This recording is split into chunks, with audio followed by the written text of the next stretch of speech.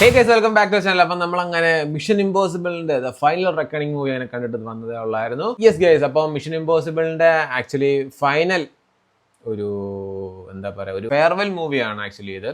So mission impossible series follow ചെയ്ത് വന്നിരുന്ന ഒരാൾ, അല്ലെങ്കിൽ മിഷൻ ഇമ്പോസിബിൾ സീരീസ് ഭയങ്കരമായിട്ട് ഇഷ്ടപ്പെട്ട ഒരാൾ, അല്ലെങ്കിൽ മിഷൻ ഇമ്പോസിബിൾ സീരീസ് ഫോളോ ചെയ്യുന്ന ആൾക്കാർക്ക് പ്രീവിയസ് പടമായിട്ടുള്ള Mission Impossible Dead Reckoning part 1 movie കണ്ടപ്പോൾ എന്തായാലും എല്ലാവരും ഇതിന്റെ സെക്കൻഡ് പാർട്ടിന് വേണ്ടി കട്ട വെയിറ്റിംഗ് ആയിരുന്നു. ഞാനും വെയിറ്റിംഗ് ആയിരുന്നു. സോ പടത്തിനകത്ത് നമ്മുടെ ടോം ക്രൂസ് അണ്ണൻ, ബെഞ്ചി, ലൂതർ, അങ്ങനെ കുറച്ചധികം ആൾക്കാർ, പിന്നെ വേറെയും കുറേ ആൾക്കാർ, അങ്ങനെ കുറേ ആൾക്കാർ അടങ്ങിയ ഒരു പടമാണ്. ഇതിനകത്ത് ആക്ച്വലി പഴയതിനകത്തുണ്ടായിരുന്ന കുറച്ചധികം ആൾക്കാരെയൊക്കെ ഇതിനകത്ത് കാണിക്കുന്നുണ്ട്. സോ പടത്തിലേക്ക് വരുവാണെന്നുണ്ടെങ്കിൽ പടം ഒരു ഇമോഷണൽ ഡ്രാമ ബേസിൽ പോകുന്നതായിട്ടാണ് എനിക്ക് പേഴ്സണലി ഫീൽ ചെയ്തത്. കാരണം ഇതുവരെ മിഷൻ ഇമ്പോസിബിൾ ഫ്രാഞ്ചൈസി ഫോളോ ചെയ്ത് വന്ന ഒരാൾ, അല്ലെങ്കിൽ ആ മിഷൻ ഇമ്പോസിബിൾ ഫ്രാഞ്ചൈസി ഇഷ്ടപ്പെടുന്ന ഒരാൾ എന്നുള്ള രീതിക്ക് എൻ്റെ പേഴ്സണൽ ഒപ്പീനിയനാണ് ഞാൻ പറയുന്നത്. തികച്ചത് എൻ്റെ പേഴ്സണൽ ഒപ്പീനിയനാണ്, വേറെ ആരുടേതല്ല. ഞാൻ എൻ്റെ പേഴ്സണൽ ഒപ്പീനിയനാണ് പറയുന്നത്.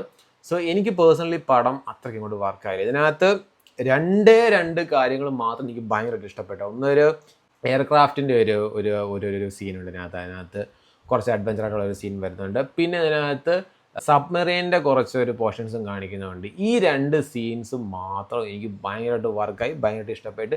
ഈ രണ്ട് സീൻ കാണാൻ വേണ്ടിയിട്ടാണ് ഗൈസ് നമ്മൾ ഈ ഒരു 2.5 hours അല്ലെങ്കിൽ 2 hours and 45 minutes നമ്മൾ ഇരുന്നത്.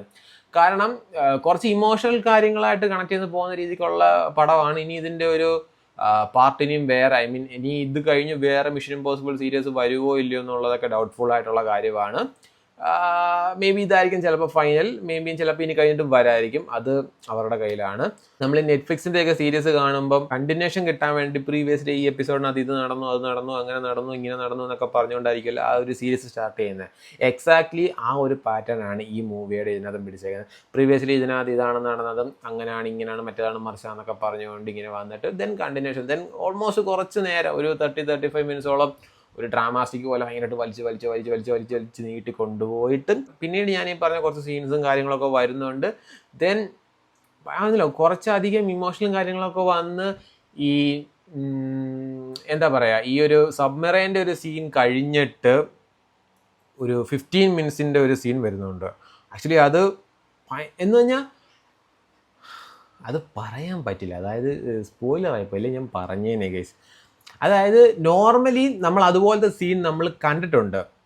ഞാനിപ്പോൾ ഇങ്ങനെ പറഞ്ഞുതരാം. നോർമലി ഞാൻ ഈ പറഞ്ഞ സീനിൻ്റെ എക്സാക്ട് കോപ്പി വെർഷൻ നമ്മൾ പ്രീവിയസ്ലി ഉള്ള നമ്മൾ പല മിഷൻ ഇമ്പോസിബിളിൻ്റെ സീരീസ് നമ്മൾ കണ്ടിട്ടുള്ളതാണ്. എക്സാക്ട്ലി നമ്മൾ ആ സീനെ കാണുമ്പോൾ നമുക്ക് കിട്ടുന്ന ആ ഒരു അല്ലെങ്കിൽ ആ ഒരു സാറ്റിസ്ഫാക്ഷൻ ഈ സീൻ ഇതിനകത്ത് കണ്ടപ്പോഴത്തേക്ക് എന്തോ എനിക്കതങ്ങോട്ട് വർക്കായില്ല. ഓൾമോസ്റ്റ് ഞാൻ ഈ പറഞ്ഞ പോലെ എനിക്ക് ഭയങ്കരമായിട്ട് ഒരു വലിച്ചിലാണ് എനിക്ക് ഇപ്പോഴത്തെ ഫീൽ ചെയ്തത്. ടോം ക്രൂസിൻ്റെ സ്റ്റണ്ടും കാര്യങ്ങളും അത് നമ്മൾ ഒന്നും പറയാനില്ല. കാരണം പുള്ളി ഈ പ്രായത്തിലും പുള്ളി ഒരു ഡ്യൂപ്പ് ആയിക്കോട്ടെ അല്ലെങ്കിൽ CG വർക്ക് ഒന്നും ചെയ്ത് പുള്ളി നല്ല കിഡിലോസ്കി ആയിട്ട് പുള്ളി സെൽഫായിട്ട് തന്നെയാണ് എല്ലാ സ്റ്റണ്ടും കാര്യങ്ങളും ചെയ്യുന്നത്. അതിന് hats off to Tom Cruise. But ഈ പടം ഞാൻ പറഞ്ഞില്ലേ, ഭയങ്കരമായിട്ട് എന്തോ ഒരു രീതിക്ക് വലിച്ചു നീട്ടിക്കൊണ്ട് പോയതുപോലെ. കാരണം ഈ പ്രീവിയസ് കണ്ട് നമുക്ക് പ്രീവിയസ് മൂവീസൊക്കെ കാണുമ്പോൾ കിട്ടുന്ന ആ ഒരു സാറ്റിസ്ഫാക്ഷൻ ഈ മൂവി കണ്ടപ്പം എനിക്ക് പേഴ്സണലി ഫീൽ ചെയ്തില്ല. തികച്ചത് എൻ്റെ ഒപ്പീനിയൻ മാത്രമാണ്. പടം ബോറാണെന്നോ അല്ലെങ്കിൽ പടം കൊള്ളില്ല എന്നോ അങ്ങനല്ല ഞാൻ പറയുന്നത്. ബട്ട് ഇതൊരു ചെറിയ പ്ലോട്ടാണ്.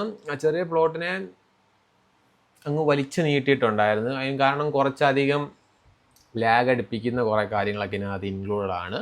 ഇതിപ്പോൾ ജസ്റ്റ് ഒരു ഫെയർവെൽ മൂവിയാണ്. പിന്നെ ഇതിനകത്ത് ഓഫ് കോഴ്സ് നിങ്ങൾക്ക് എല്ലാവർക്കും പാർട്ട് 1 കണ്ടിട്ടുള്ളവരാണെങ്കിൽ അറിയാം, ഇതിനകത്ത് AI ആണ്, ആർട്ടിഫിഷ്യൽ ഇൻ്റലിജൻ്റ് ആണ് ഇതിനകത്ത് മെയിനായിട്ട് വരുന്നത്. ആർട്ടിഫിഷ്യൽ ഇൻ്റലിജൻറ്റ് ആക്ടിവേറ്റ് ആക്കിയത്, പിന്നെ അത് എങ്ങനെയാണെന്നുള്ളത് ഓഫ് കോഴ്സ് നമുക്ക് അറിയാം. ഇതിനെന്താ നടക്കാൻ പോകുന്നത് അല്ലെങ്കിൽ ഇനി എന്തായിരിക്കും നമുക്ക് ഓൾറെഡി അറിയാവുന്ന കാര്യമാണ്. ആ ഒരു കാര്യം തന്നെയാണ് പടം കൊണ്ടുപോകുന്നത്. Mission Impossible Dead Reckoning part 1 കണ്ടിട്ടില്ലാത്തവരാണെന്നുണ്ടെങ്കിൽ ജസ്റ്റ് അതൊന്ന് കണ്ടിട്ട് ഈ ഫൈനൽ റെക്കോർഡിങ് കാണാൻ പോവുക. കാരണം എന്നാലേ നിങ്ങൾക്ക് ആ ഒരു ഇത് എന്താണ് എങ്ങനെയാണെന്നുള്ള ഒരു കണക്ഷൻ കിട്ടത്തുള്ളൂ. എന്തായാലും മിഷൻ ഇമ്പോസിബിൾ ഫാൻസിന് കാണാനുള്ളതും ആഘോഷിക്കാനുള്ളതും ഒക്കെ മൂവിയിലുണ്ട്. ഇതൊരു ഫെയർവെൽ മൂവിയാണ്. സോ എന്തായാലും എല്ലാവരും പോയി കാണുക. അപ്പോൾ അത്രേ ഉള്ളൂ. Tata, bye bye.